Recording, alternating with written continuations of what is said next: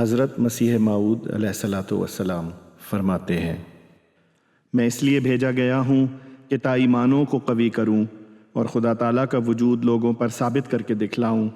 کیونکہ ہر ایک قوم کی ایمانی حالتیں نہایت کمزور ہو گئی ہیں اور عالم آخرت صرف ایک افسانہ سمجھا جاتا ہے، اور ہر ایک انسان اپنی عملی حالت سے بتا رہا ہے کہ وہ جیسا کہ یقین دنیا اور دنیا کی جاہ و مراتب پر رکھتا ہے اور جیسا کہ اس کو بھروسہ دنیاوی اسباب پر ہے، اور یہ یقین اور بھروسہ ہرگز اس کو خدا تعالیٰ اور عالم آخرت پہ نہیں۔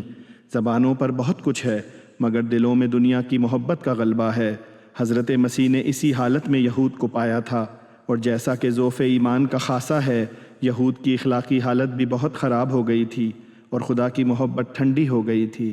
اب میرے زمانے میں بھی یہی حالت ہے، سو میں بھیجا گیا ہوں کہ تا سچائی اور ایمان کا زمانہ پھر آئے اور دلوں میں تقوی پیدا ہو، سو یہی افعال میری وجود کی علت غائی ہیں۔ مجھے بتلایا گیا ہے کہ پھر آسمان زمین سے نزدیک ہوگا، بعد اس کے کہ بہت دور ہو گیا تھا، سو میں انہی باتوں کا مجدد ہوں، اور یہی کام ہیں جن کے لیے میں بھیجا گیا ہوں۔